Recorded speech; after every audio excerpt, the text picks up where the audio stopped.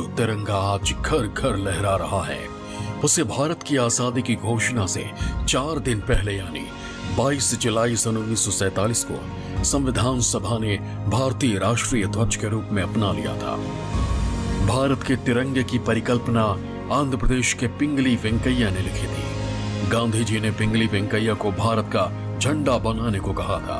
उन्होंने 1916 से 1921 तक करीब 30 देशों के झंडों पर रिसर्च किया। उसके बाद जाकर उन्होंने केसरिया, सफेद और हरे रंगों को मिलाकर भारत के राष्ट्रीय ध्वज का डिजाइन तैयार किया।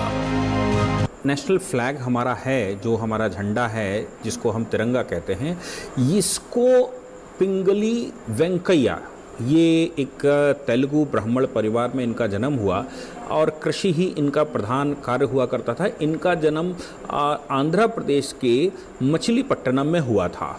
मद्रास पढ़ने गए और मद्रास पढ़ने के बाद ये कैम्ब्रिज में पढ़े, यानी कि विदेशों में पढ़कर इनको ये एहसास हुआ कि आखिर विश्व कैसे काम करता है। सैफ्रॉन, वाइट और हरी, ये 3 पट्टियां जो आज की हैं, ऐसा कहते हैं कि ये इनकी ही बनाई हुई थी और ये गांधी जी के फॉलोवर भी थे और स्वतंत्रता संग्राम सेनानी भी थे और विश्व को भी इन्होंने। केसरिया यानी भगवा रंग वैराग्य का रंग है। हमारे आजादी के दीवानों ने इस रंग को सबसे पहले अपने ध्वज में इसलिए सम्मिलित किया, जैसे भक्ति में साधु वैराग लेकर मोह माया से हटकर भक्ति का मार्ग अपनाते हैं, वैसे ही तिरंगे का केसरिया रंग देशभक्ति और बलिदान सिखाता है। श्वेत रंग प्रकाश और शांति का प्रतीक है। हरा रंग प्रकृति से संबंध और संपन्नता को दिखाता है। ध्वज के केंद्र में स्थित अशोक चक्र धर्म के 24 नियमों की याद दिलाता है। दिन के 24 घंटे देश के विकास के लिए काम करने की प्रेरणा देता है। हमेशा आगे बढ़ने की याद दिलाता है। ये तिरंगा किसी पार्टी का प्रतीक नहीं है, मजहब का नहीं है। ये तिरंगा राष्ट्र का गौरव है, राष्ट्र का गर्व का दिन है।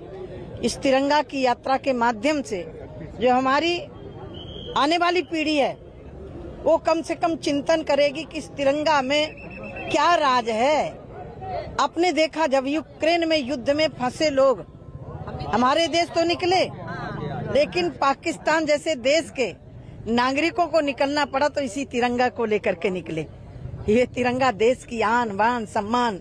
ये तिरंगा प्रत्येक भारतवासी का एक स्वप्न होता है कि जब मेरा पार्थिव शरीर निकले तिरंगे में लपेट के निकले।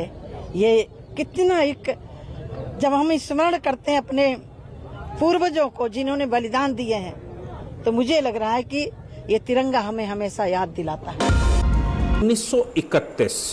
1931 में ट्राई कलर को नेशनल फ्लैग के रूप में अडॉप्ट किया गया और ये जो ट्राई कलर था यानी कि तिरंगा था, ये वेंकैया जी का ही डिजाइन किया हुआ था।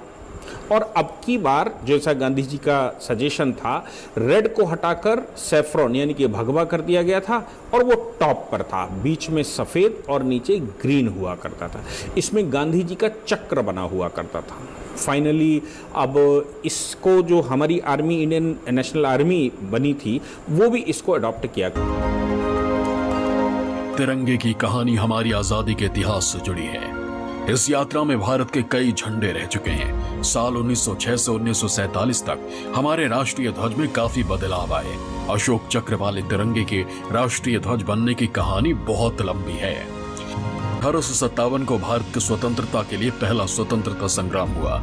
इससे पहले हर राजा रजवाड़े का अपना अपना झंडा था, लेकिन पहली बार क्रांतिकारियों ने एक झंडे को अपनाकर झंडा बनाया। हालांकि वो झंडा आज के तिरंगे की तरह नहीं था।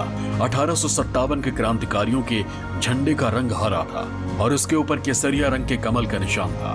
आजादी की लड़ाई के कई पड़ावों के साथ झंडा भी बदलता रहा। सन 1904 में विवेकानंद की शिष्या सिस्टर निवेदिता ने पहली बार राष्ट्रीय ध्वज बनाया, जिसे बाद में सिस्टर निवेदिता ध्वज के नाम से जाना गया। ये ध्वज इतिहास हमारे तिरंगे को धीरे धीरे आकार दे रहा था।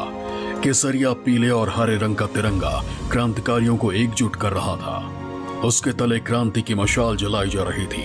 अब भारत की आजादी के प्रतीक ध्वज को विदेश में लहराने की तैयारी थी और ये कारनामा किया बर्लिन कमेटी के ध्वज ने। सन 1908 में भीखाजी कामा ने जर्मनी में तिरंगा झंडा लहराया। इस तिरंगे में सबसे ऊपर हरा रंग था, बीच में केसरिया, सबसे नीचे लाल रंग था। इस झंडे में धार्मिक एकता को दर्शाते हुए हरा रंग इस्लाम के लिए और केसरिया हिंदू और सफेद ईसाई और बौद्ध दोनों धर्मों का प्रतीक था। इस ध्वज में भी देवनागरी में वंदे मातरम लिखा था और सबसे ऊपर 8 कमल बने थे। इस ध्वज को भीखाजी कामा, वीर सावरकर और श्यामजी कृष्ण वर्मा ने मिलकर तैयार किया था। इस ध्वज को बर्लिन में भारतीय क्रांतिकारियों ने अपनाया था, इसलिए पहले विश्व युद्ध के वक्त इसे बर्लिन कमेटी ध्वज के नाम से जाना गया। लेकिन अभी भारत को ऐसे राष्ट्रीय ध्वज का इंतजार था, आजादी के बाद देश की पहचान बन सके, जिससे महात्मा गांधी के कहने पर 1916 में पिंगली वेंकैया ने ऐसा ध्वज बनाया। लेकिन तब उस ध्वज के बीच महात्मा गांधी के प्रिय चरखे का चिन्ह था। सन 1931 में अखिल भारतीय कांग्रेस ने राष्ट्रीय ध्वज के लिए 7 सदस्यों की कमेटी बनाई। कमेटी में पिंगली वेंकैया के ध्वज में चरखे की जगह अशोक चक्र को सहमति मिल गई। 22 जुलाई 1947 को आयोजित भारतीय संविधान सभा की बैठक के दौरान तिरंगे को राष्ट्रीय ध्वज के रूप में अपना लिया गया। तिरंगा हमेशा कॉटन, सिल्क या फिर खादी का ही होना चाहिए। प्लास्टिक का झंडा बनाने की मनाही है। तिरंगे का निर्माण हमेशा रेक्टेंगल शेप में ही होगा, जिसका अनुपात हमेशा 3:2 होगी। अशोक चक्र की कोई माप तय नहीं है, लेकिन इसमें 24 तिल्लियां होने जरूरी हैं। किसी भी स्थिति में तिरंगा जमीन को नहीं छूना चाहिए। तिरंगे को किसी भी तरह की यूनिफॉर्म या सजावट के इस्तेमाल में नहीं लाया जा सकता।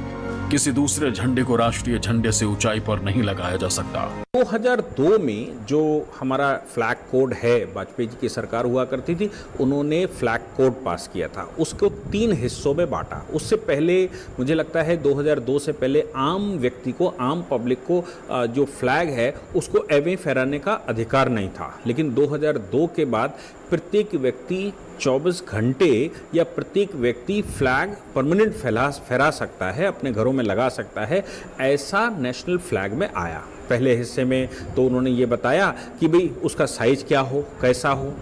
दूसरे हिस्से में और फ्लैग कोड में ये बताने की कोशिश की गई है कि फ्लैग कब फहराया जाएगा, उसका महत्व क्या है।